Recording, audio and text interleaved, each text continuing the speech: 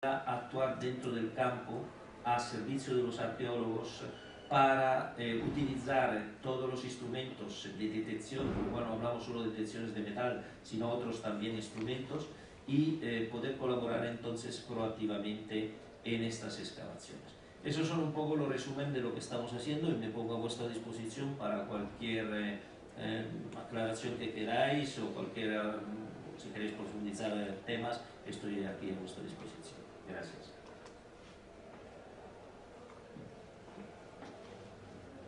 Bueno, buenas tardes.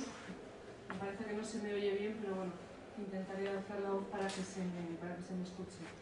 Lo primero, como siempre, gracias a Ignacio por haber escrito este libro y por haberme invitado a participar en esta mesa, y también a Jaime Almansa por haber sido el editor del libro, y me imagino que una persona muy proactiva para que pues estas temáticas, como la lucha contra el expolio, salgan a la calle, ¿no? Gracias también a vosotros por estar aquí en esta tarde de puente casi ya, ¿no? Y bueno, me han surgido ya muchas cosas con las intervenciones de mis predecesores, pero yo tenía preparada una intervención de 10 minutos, tal y como me habían dicho, en eso soy bastante obediente, y durante 5 minutos voy a hablar del libro, porque no sé, creo que también hay que hablar del libro, y luego durante los 5 minutos, como profesora de Derecho Administrativo, voy a comentar 2 o 3 temas que me han suscitado pues, cuestiones de las que he leído, ¿no? Del libro de Ignacio, o yo creo que las virtudes del libro de Ignacio son las virtudes de su autor, evidentemente, ¿no? Creo que Ignacio tiene una mente teórica y analítica muy fuerte, lo cual le hace estar a un nivel teórico alto, pero, y eso es lo más importante, yo creo que Ignacio no le tiene miedo a mirarle a la realidad a la cara. Entonces, Ignacio no es alguien que se, o por lo que yo he podido ver en el libro, no es alguien que se haya cerrado en su despacho, ya cuento la anécdota de Córdoba, a observar de lejos qué es lo que pasa, sino que es alguien que se ha preocupado no solo de analizar teóricamente y desde esa perspectiva científica qué es lo que ocurre con el estudio del patrimonio arqueológico, sino que también ha bajado a la realidad. Y eso es algo de lo que estamos muy faltos desde mi punto de vista en España. El prólogo de este libro habla, el fiscal Antonio Roma habla de que Ignacio durante muchos años ha estado en los foros de internet, en los foros de detectoristas, y yo creo que la primera vez, no en un foro que siempre tienes detrás del ordenador, ¿no? Fue en el año 2002, nos fuimos a esa reunión que ha comentado antes, a Córdoba, a una reunión de detectoristas, los dos, en plan un poco, no digo Indiana Jones, pero sí un poco, pues no sé, fuera de nuestro ámbito de movimiento, y bueno, fue una experiencia interesante que acabó recorriendo Córdoba corriendo y perdiendo el tren que nos tenía que llevar a casa, ¿no? Digo esto porque yo creo que esto es muy importante. Este no es un libro escrito desde la teoría, o no solo desde la teoría, sino también desde la realidad. Y yo creo que eso es algo que hoy en día debemos valorar, por lo menos los que estamos en la universidad, ¿no? Luego, también creo que desde esa perspectiva, y digo por las obras que yo puedo consultar sobre expolio, Ignacio le ha dado un sitio a los cuerpos y fuerzas de seguridad del Estado que no siempre aparece en los libros que tratan sobre, en general, la protección del patrimonio, ¿no? Siempre se habla de la administración, se habla de la academia, se habla de la ciudadanía, y muchas veces estos cuerpos y fuerzas de seguridad del Estado, aunque son claramente una parte de la administración, quedan como diluidos, ¿no? Yo creo que en este libro sí que aparecen en su sitio, ¿no? Creo también que el libro es una obra, o va a ser y es ya una obra de referencia por lo que se refiere al expolio en el patrimonio arqueológico, pero a diferencia de lo que el autor comenta, que para él es un cierre de una época, yo creo que este es el inicio o el primer peldaño de la mayoría de edad de los estudios sobre el expolio del patrimonio arqueológico en España. Creo que este es el peldaño en el que todos los que en el futuro nos dediquemos a estas cuestiones tendremos que subir, y de aquí espero en adelante pues haya otros estudios relacionados con otros ámbitos territoriales. Ignacio se ha centrado fundamentalmente en Andalucía, pero yo creo que hacen falta estudios de otras partes de España, y luego hacen falta estudios también desde otras perspectivas. Otra de las cosas que me ha gustado del libro, y que ya lo han comentado también mis predecesores, pero yo también lo quiero decir, es esa posición que tiene el autor de acercarse a, en este caso, este ámbito que puede suponer en algunos casos un peligro para el patrimonio arqueológico, que son los de acertación, ¿no? Digo que hay un acercamiento, y eso me gusta. ¿Por qué? Porque he sacado los datos de abril de este año de las sentencias que ha habido en España sobre patrimonio arqueológico, y desde el año 1990 hasta la actualidad se han multiplicado por 3, y han crecido exponencialmente más las que se dedican al patrimonio arqueológico. Es decir, el patrimonio arqueológico y su expolio y su tratamiento tiene problemas que se discuten en los tribunales. Entonces, si hay una posibilidad de acercarse a esos problemas antes de judicializarlos, yo creo que es algo que hay que intentar, ¿no? Es decir, si en el País Vasco la ciudadanía se puede sentar, o las víctimas se pueden sentar con personas de ideología proetarra, y hay mediadores que se dedican a hacer ese tipo de contactos, ¿por qué no sentar a arqueólogos ya detectoaficionados a hablar y a tratar sobre estas cuestiones? O si la mediación o la resolución de conflictos es algo perfectamente conocido en ámbitos tan peleagudos como, por ejemplo, la custodia de niños en situaciones de desarraigo, por ejemplo, ¿por qué no en estas cuestiones? Es decir, yo creo que esta es una posición que se da en otros ámbitos, y que ¿por qué no lo vamos a intentar también en este, ¿no? Y luego me ha gustado mucho, aparte del libro, los anexos que no se ven en el libro porque están colgados en una página de internet, pero que nos da una información muy valiosa, porque por lo menos para los juristas nos ofrece una serie de sentencias, una serie de documentos que difícilmente están al alcance de nuestra mano, porque no son sentencias que normalmente las editoriales jurídicas incorporen en sus bases de datos, ¿no? Entonces, y sobre todo también porque son temas que muchas veces no llegan al recurso y no llegan a los tribunales superiores, que es donde normalmente nosotros buscamos esa resolución de los conflictos desde un punto de vista jurídico. Entonces, quiero recordar que aparte del libro están sus anexos, que son una parte, como digo, muy importante, ¿no? Y luego, por último, y en cuanto digamos al nivel jurídico, Ignacio él dice que no es, no sé si te has licenciado en Derecho en los últimos años o no. No, él no es un licenciado en Derecho, pero creo que tiene una mentalidad o una posición que se podría calificar de jurista, porque utiliza la terminología y analiza las cuestiones que se plantean, aquellas que están tratadas desde esa perspectiva, como lo hace un jurista, ¿no? De hecho, a lo largo de todo el libro, no sé si los que lo hayáis leído, y si no los que los leáis, podréis ver cómo él no habla prácticamente de actividad de excavaciones ilícitas, sino de escarbaciones, porque entiende que una excavación por definición no puede ser ilícita, porque necesita, o en muy pocos casos, ¿no?, necesita la utilización de una metodología que no sea de las escarbaciones. Eso solamente lo hace una persona que realmente tiene el derecho introducido en su cabeza. Lo digo porque aquellos apartados que están dedicados a cuestiones jurídicas se pueden leer con absoluta tranquilidad, aunque no sean licenciado en Derecho, porque los temas sí que están tratados con mucha precisión, ¿no? Entonces, eso en cuanto a la obra, que yo os animo a que leáis y a que podáis discutir, le podáis escribir a él, porque además él contesta y es muy proclive a que se digan cosas y discutir. Y bueno, voy a decir solamente 3 cuestiones que me han surgido en torno a la lucha contra el expolio del patrimonio arqueológico. La lucha contra el expolio del patrimonio arqueológico es también un título muy jurídico, no sé si es a propósito o no.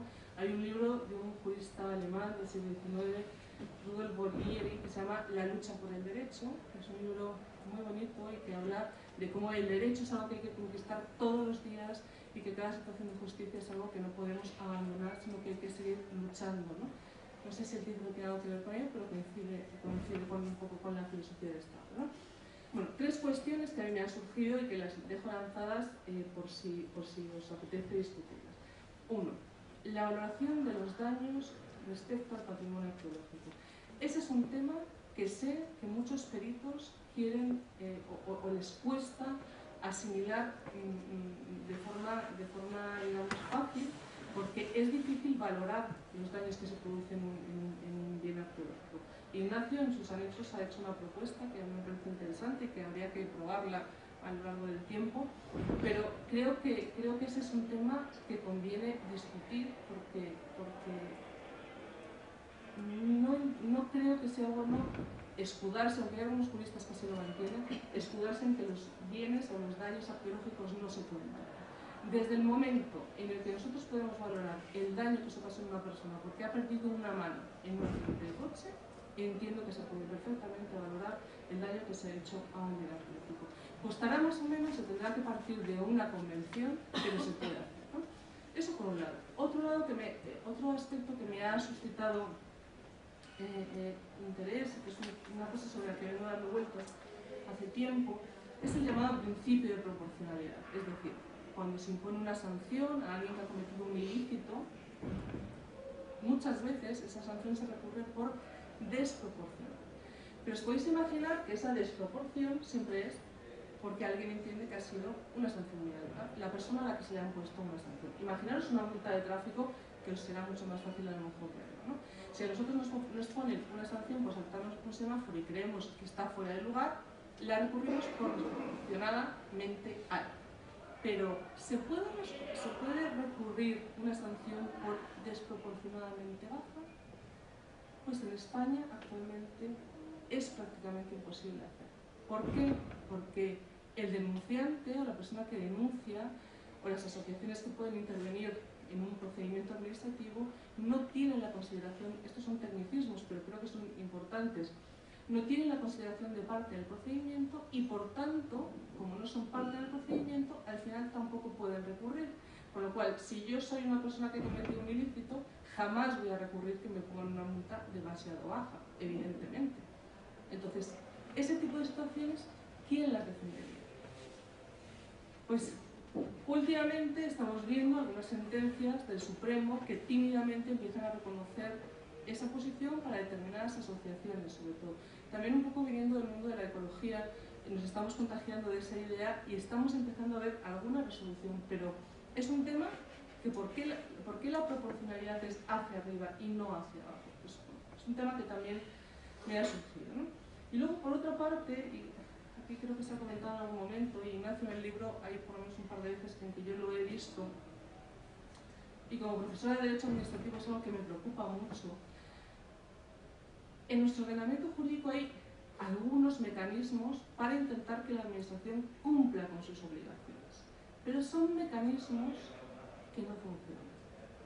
Son mecanismos como, por ejemplo, la acción pública, que por cierto de la Ley de Andalucía del 2007 ha desaparecido, no sé si hay algún motivo, me imagino que sí.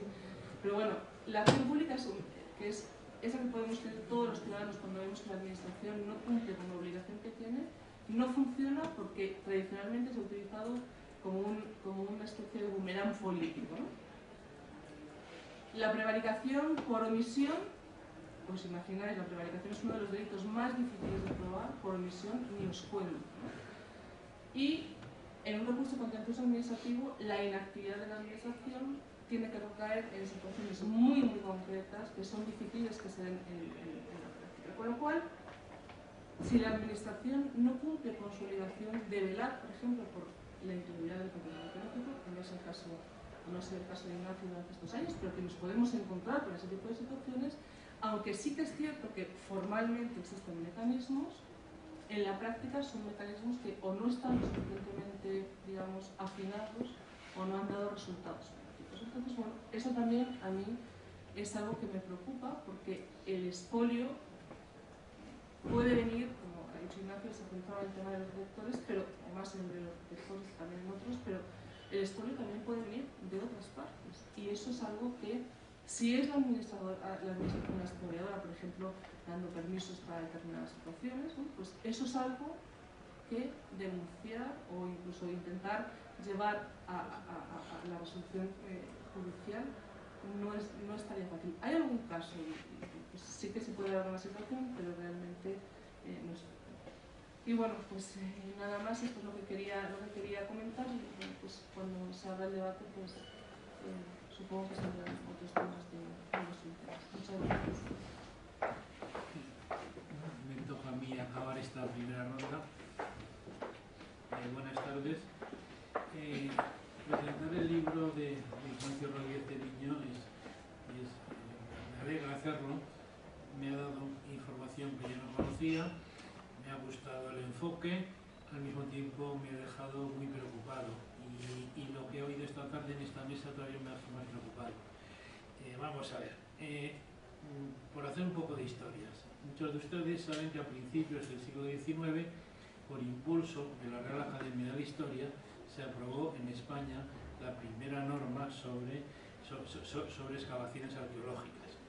Era una norma, 1803-1804, muy interesante, bueno, y fue un paso muy importante en la historia de la arqueología, no digo de España, sino incluso europea.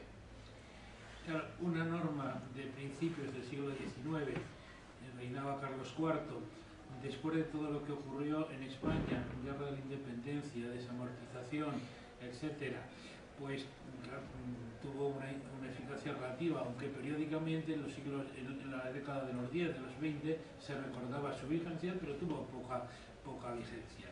En España, a diferencia de otros países europeos, durante el siglo XIX hubo algunos intentos de tener una ley general de protección de lo que entonces podía ser el tesoro artístico, pero no salió adelante. Solo después, solo en el siglo XX, en 1911, se aprobó una ley que precisamente Ana Yáñez ha estudiado en un artículo de la revista que yo dirijo, y fue un paso también muy importante a la hora de proteger el patrimonio. Era la Ley de Excavaciones de 1811 con su reglamento del 12. Se dio un paso importante y era muy necesario, porque mientras tanto, entre una norma y la otra, en España había salido de nuestro país la Dama de Elche, el Tesoro de Guarrazar.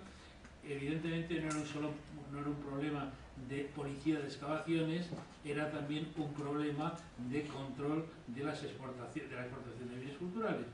Bueno, eso fue en el 11-12, ley en el 11, reglamento en el 12. En el año 26 se aprueba, durante la dictadura de Primo de Rivera, la primera gran ley importante de protección del patrimonio histórico, el decreto ley de 8 de agosto del 26, un paso también muy importante, como lo fue la ley republicana del 33 y como lo fue la ley vigente estatal de 1985. Como ven, si les hago esta pequeña exposición histórica, es para que vean que desde el punto de vista jurídico, en España se han ido dando pasos importantes a la hora de proteger el patrimonio histórico. Pasos muy importantes. Además, a partir de la Constitución republicana y luego la Constitución vigente, incluso la protección del patrimonio histórico se constitucionaliza. Entonces, desde ese punto de vista, pues por lo menos los juristas pues podemos estar relativamente orgullosos de la obra legislativa que se ha hecho. Pero claro, se coge este libro de Ignacio Rodríguez de Viño, claro, se te cae la de manos pies. Es verdad que se centra en un tema concreto de expoliación de bienes culturales, que es el del patrimonio arqueológico. Pero claro, los dos ámbitos en los que se desenvuelve, el patrimonio arqueológico terrestre y el patrimonio arqueológico sumergido, él dice en un momento determinado que mejor submarino, bien, pues demuestra que todavía en el finales del siglo XX, a principios del siglo XXI, los ataques contra el patrimonio arqueológico, en general, los ataques contra el patrimonio histórico, son todavía muy graves. Claro, si Ignacio se hubiera metido en otros campos del patrimonio histórico, probablemente habría sacado conclusiones similares. Y es verdad que no es un fenómeno estrictamente español.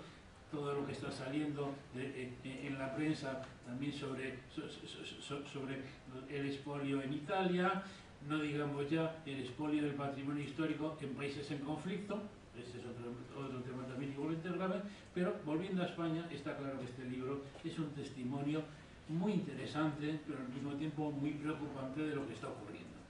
Claro, el libro es muy interesante, vuelvo a decir, porque además aporta algo que por lo menos los no juristas, aunque hemos tenido que leer algo sobre las técnicas arqueológicas, pues nos damos cuenta.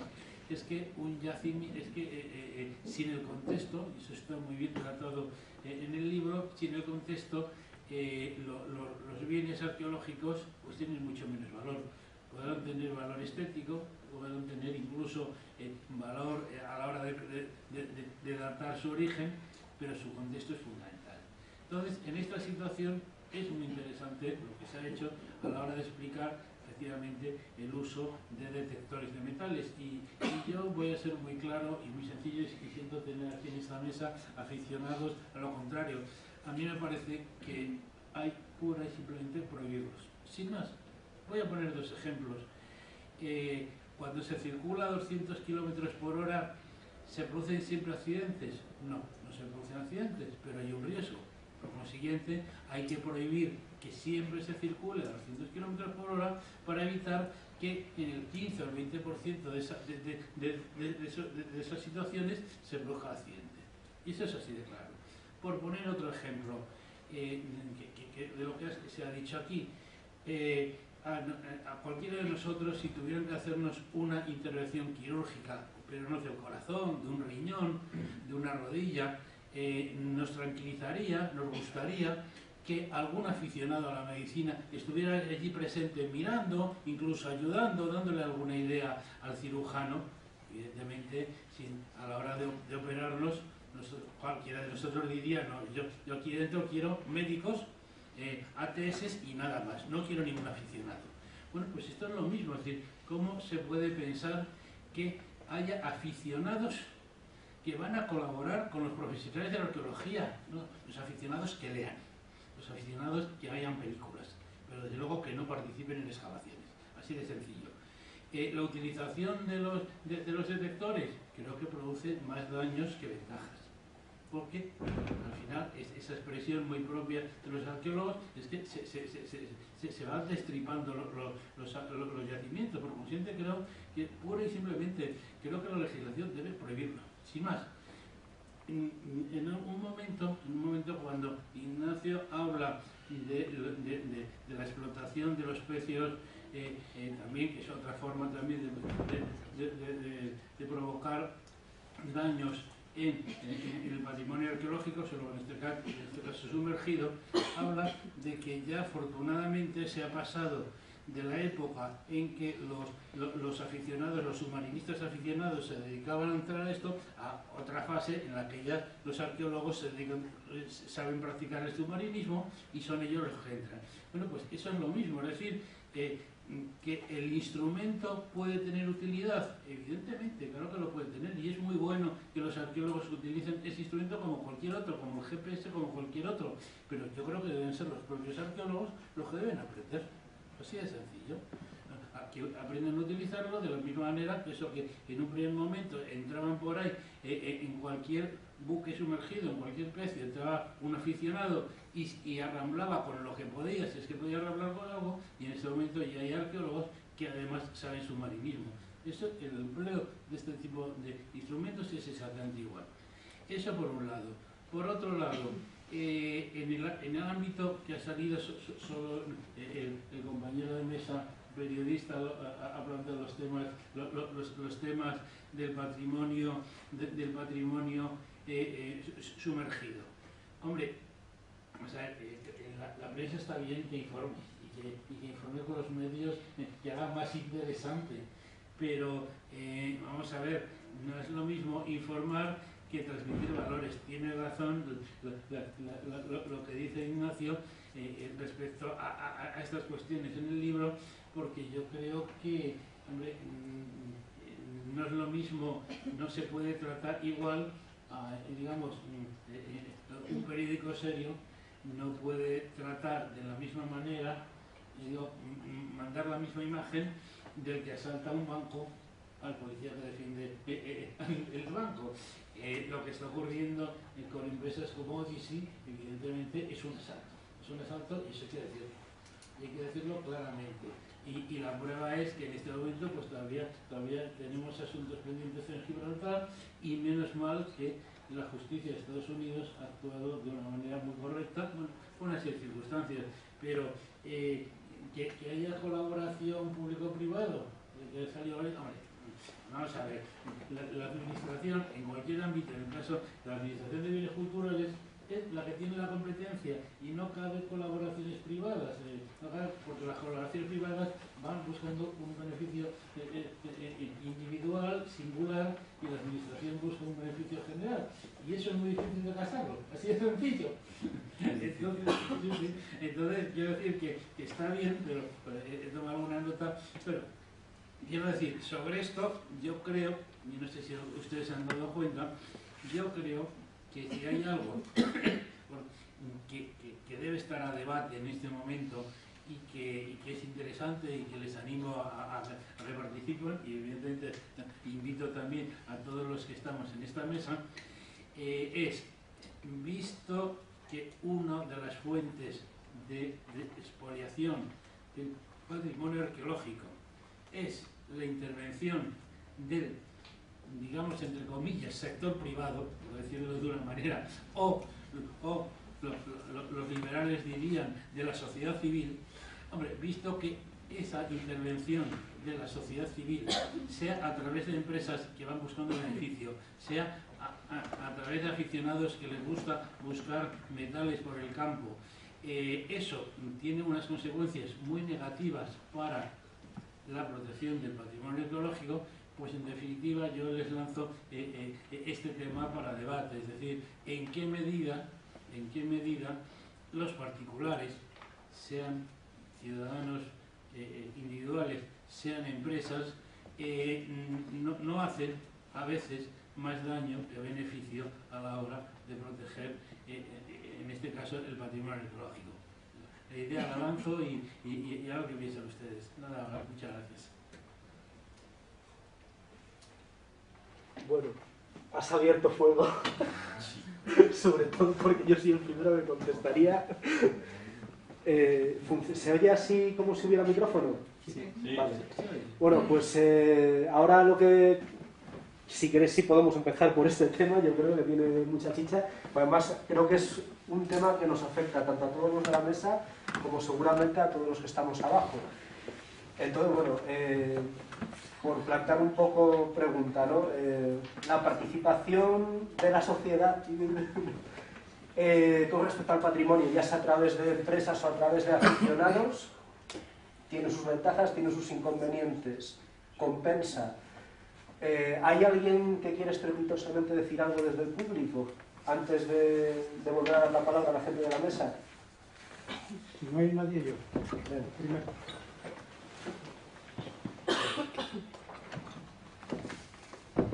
Bueno, yo no tengo la oratoria que tienen ustedes. He estudiado un poquito, pero me he preparado aquí una cosa y difiero totalmente de lo que han dicho ustedes, incluido el señor de la Federación. Así que, si me permite el moderador y ustedes y el público, les voy a leer lo que me he preparado. Luego ya posteriormente, si entramos a debate, también quisiera entrar. Si me lo permiten, lo leo. Sí, sí. Es corto, ¿no? Sí, son 4 minutos. Bueno, digo lo primero. Soy un detective aficionado, me gusta cumplir la ley y por lo que sé, el aparato es perfectamente legal, igual que su uso en circunstancias que no entren en contacto con la ley. He enviado muchos escritos a las autoridades administrativas y policiales pidiéndoles aclaración a la ley y no han sabido o querido dármelas. He escuchado y leído a juristas que no están de acuerdo con usted, señor Rodríguez.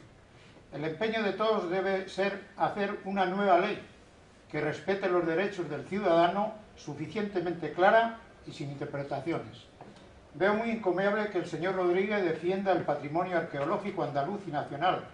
Lástima que no hubiera estado antes y hubiera evitado el gran expolio de este país, incluidos los claustros, iglesias y monasterios, etcétera, etcétera, con el consentimiento de la propia administración y profesionales, y ahora viene usted a criminalizarnos por la búsqueda de una moneda perdida.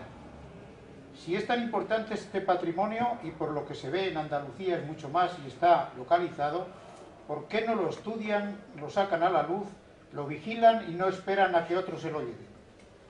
¿Puede usted calcular los yacimientos destruidos en las provincias andaluzas a consecuencia del movimiento de tierras por las graveras? ¿Cuánto podrían ser? Dígame, por favor. ¿Podrían darnos una aproximación de destrucciones en la península ibérica e islas por graveras, carreteras, autovías, grandes constructoras, remodelaciones de cascos urbanos en ayuntamientos, etcétera, etcétera? No he leído nada de esto en su libro. o lo reserva esto para expoliadores de alta intensidad? Vuelvo a repetir, señor, no hay ninguna comparación.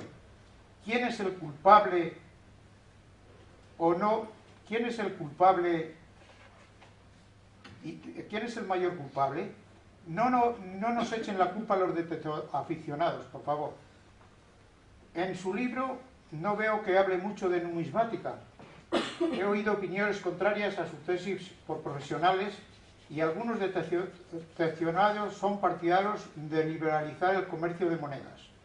Un dato, yo personalmente he ido a entregar a la administración y la contestación ha sido: no las queremos, estamos saturados de monedas. Hay mucho debate y mucho que decir y hablar sobre quién es el dueño de una moneda la cual se ha perdido hace más de 2000 años. En penúltimo lugar, y si sospecha como sospecha que por la adquisición de un detector de metales el fin del aparato está destinado a encontrar restos arqueológicos y a expoliar tanto en Andalucía como en las demás autonomías, ¿por qué no puedo yo sospechar por la misma razón de los profesionales? Porque usted parte de un principio que es que los detectores son instrumentos específicos cuya simplicidad de funcionamiento está reseñada expresamente para la búsqueda de carácter arqueológico. Entonces diga, ¿por qué dan ustedes permisos individuales en las delegaciones de cultura de Andalucía para detectar en sus playas e incluso en el conjunto arqueológico de Carmona, Sevilla, que usted mismo dirige, que es director del mismo? ¿Es que las delegaciones de cultura de Andalucía no tienen detectores? Señores, las leyes deben ser claras y concisas. Debe usted reflexionar, ya que esta discriminación está discriminando a los demás detectoaficionados y por lo tanto no hay justicia por igual. Por último, señor Rodríguez Temiño, por favor, nos ha llamado a los verdaderos detectoaficionados Indiana Jones sin futuro. Otro ron más por su parte. Eso queda para usted. Los detectoaficionados no hemos encontrado el santo crial, ni el arca de la alianza, ni la calavera de cristal. Tampoco vestimos con una fédora de copa alta o sombrero, ni con una chaqueta de piel. Tampoco llevamos un látigo, arma o herramienta y sobre todo fobia, en contra de todos los detectoaficionados. No se justifique en su libro, que yo lo he leído y lo tengo aquí. Esto mejoraría mucho si nos tratara más como colaboradores que como enemigos. Y por último, finalmente, me hubiera gustado que estuviera aquí presente algún político gubernamental del área de la Comunidad de Madrid, del área económica de la Comunidad de Madrid.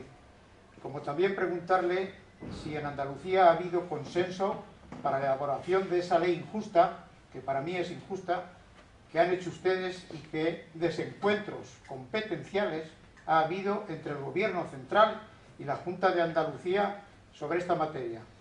Y luego quería hacer una reflexión. Yo en particular, pues no han tocado el tema económico ni el tema de las arcas públicas, porque el dinero también cuenta, y entonces había que cuadrar un poco el debe, el haber y el saldo con respecto a lo que hay aquí y a lo que se podría hablar sobre el tema.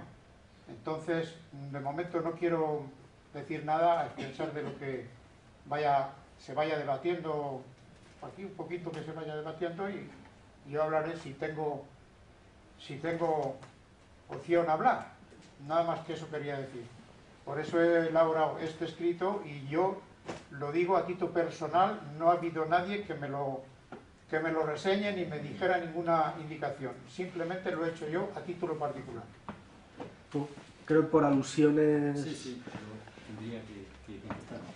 Bueno, la verdad es que no recuerdo todas las cosas que me ha dicho. Lo cierto es que yo respeto los puntos de vista, o sea, yo respeto su punto de vista, simplemente no lo comparto y sobre todo le puedo decir que digamos, la estructuración del orden social tampoco lo comparte. ¿Usted cree que una ley es injusta? Me parece muy bien, está en su derecho, pero la ley debe de cumplirse y aplicarse con independencia de que una persona concreta crea que es injusta.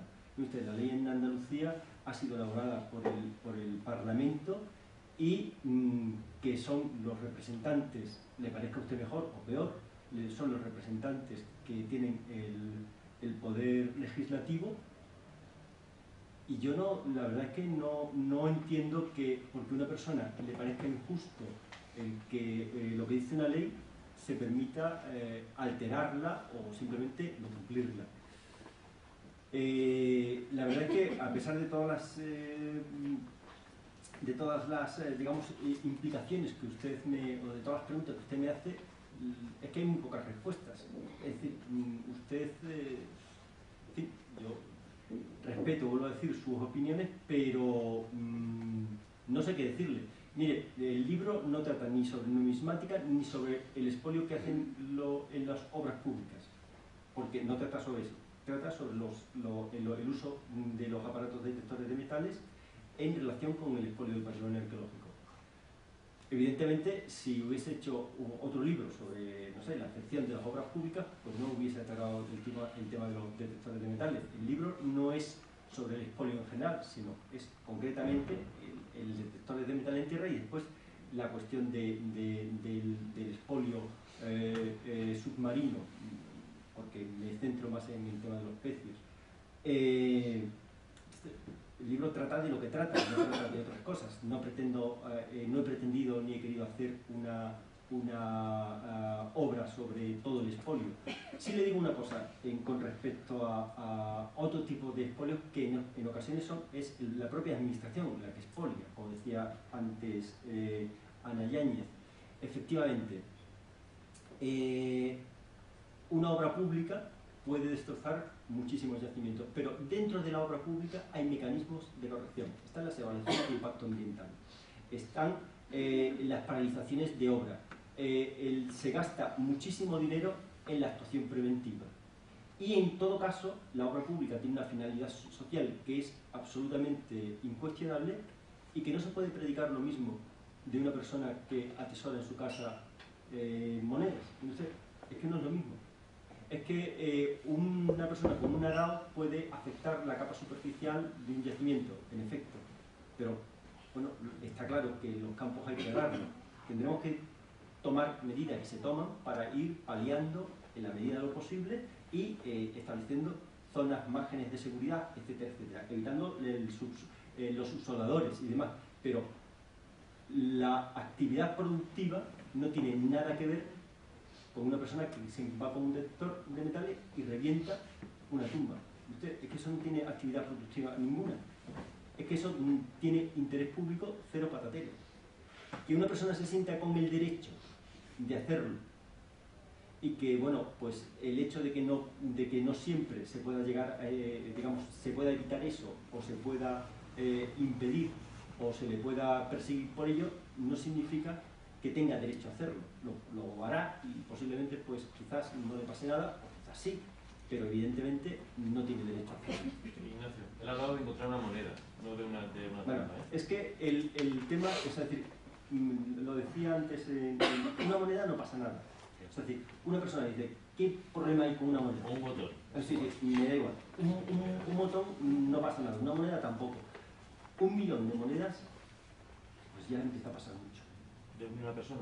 De muchos. Es decir, muchos sitios de muchas personas practicando lo mismo. O sea, el patrimonio arqueológico no es como, yo qué sé, como el patrimonio natural que de alguna forma es renovable. O sea, se me quema un bosque y dentro de 20 o 30 años o lo que sea, vuelve a surgir. Pero mejor que esté escondida. Que esté donde llevan 2000 años. Igual que los pecios. Es que, verás, eso sí quería hablarle, quería responderle antes de entrar en el debate, que me parece muy interesante por otra parte, que ha planteado Javier. Hombre, sobre el tema del Odisea, sobre el tema del Odisea. Yo me reafirmo a lo que ha dicho Javier sobre el tema... Sobre lo he dicho yo, Álvaro. No, digo lo que ha dicho Javier sobre lo que has dicho tú, Álvaro.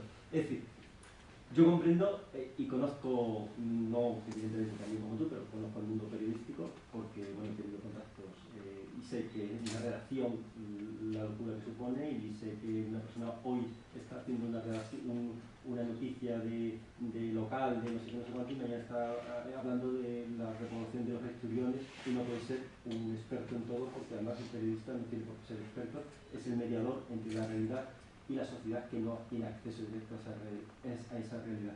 Pero también te digo, y lo sabemos todos, que los medios de comunicación son el principal instrumento de formación, de educación informal que existe en la sociedad actual, es decir, la televisión, la prensa escrita.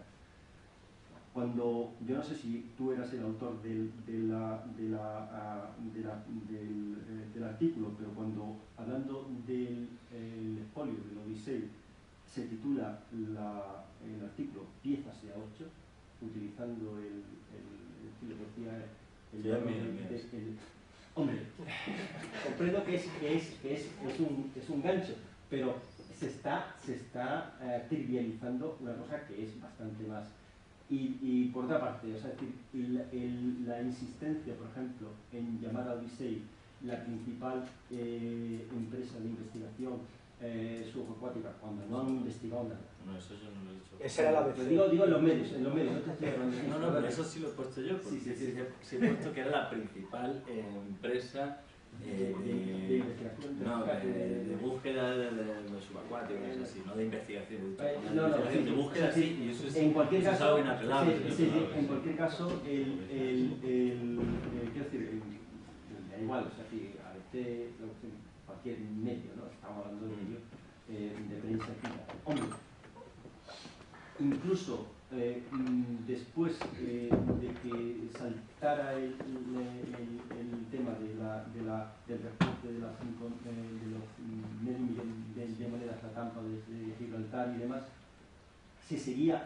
ha habido un rechazo, una cierta reluctancia, ¿no? a titular a Odisei, por ejemplo, de piratas, palabra que nunca ha aparecido, nunca ha aparecido en los medios. ¿Con quién soy yo para llamar pirata? Hombre, o sea, que decir una información de periódico, es que eso yo jamás lo haría. Yo jamás le voy a llamar chorizo a nadie, ni ladrón, ni nada de más.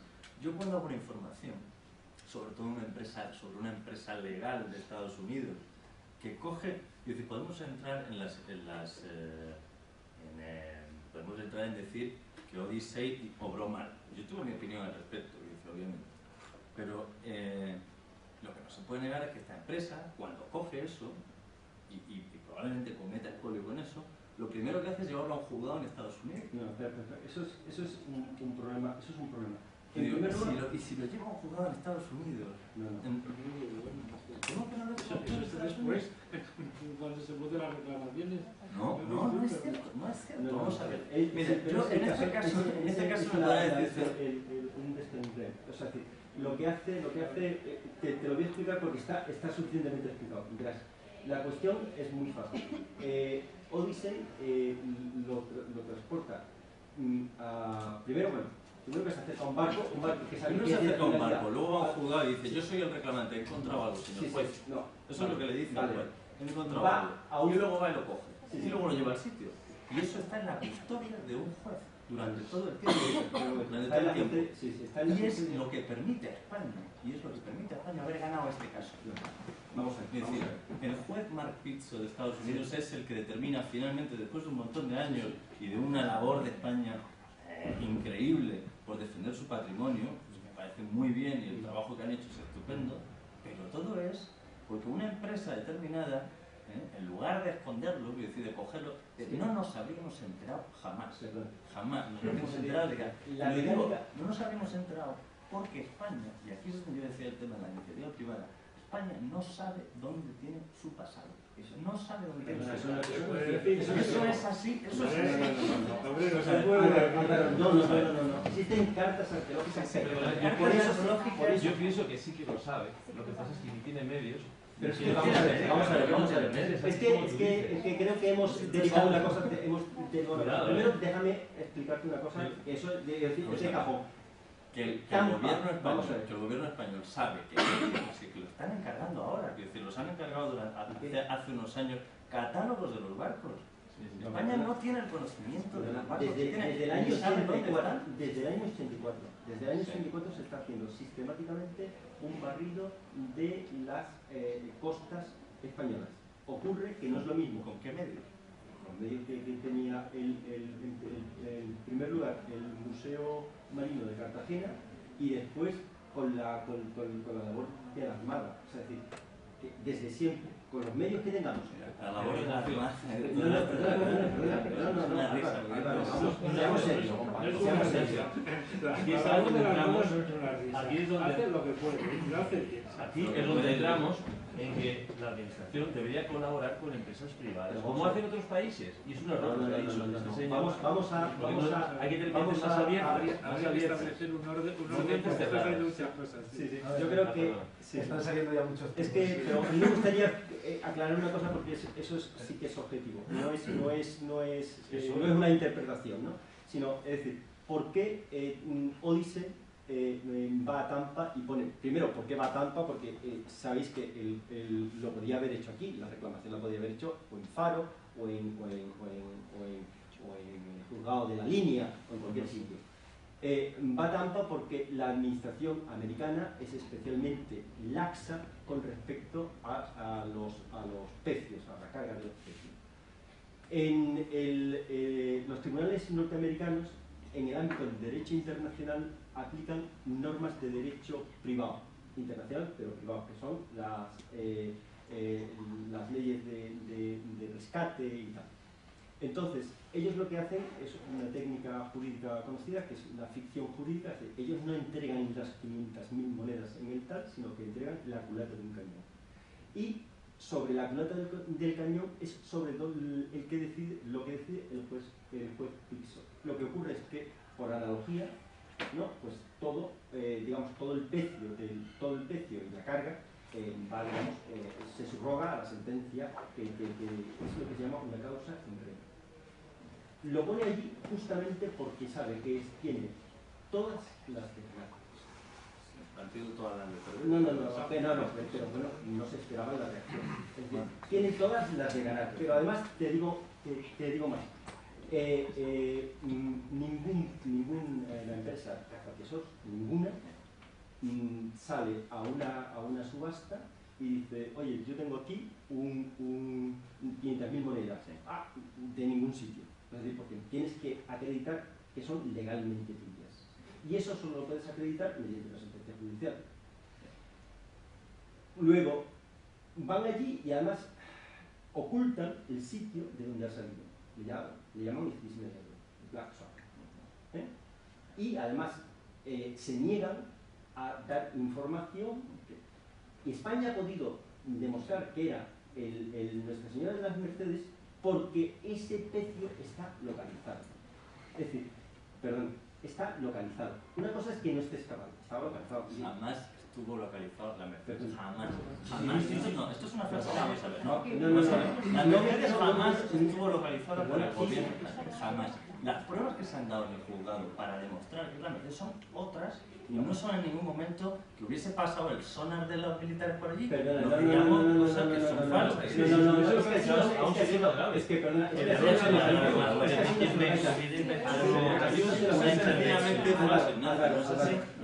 con todo respeto. Perdón, no sé, una cosa simplemente. Ellos localizaron en Nuestra Señora de las Mercedes por la documentación del archivo de Ligas. Y esa documentación sí está filtrada. O sea, es decir, esa documentación no es propiedad de Odise. Esa documentación está en el archivo. Sí, yo he ido a consultar esa documentación pública. Y entonces el gobierno español ha utilizado esa documentación. O sea, ellos no fueron a localizar, pasaron por encima y dijeron, coño, no. Ellos fueron al sitio porque en el archivo de Indas está la longitud y la latitud del movimiento. No exactamente. Más grave. Me permito solo una intervención rápida. Vamos a ver, por conocimientos de causa por mi profesión. Vamos a ver, en Estados Unidos la ley prevé que si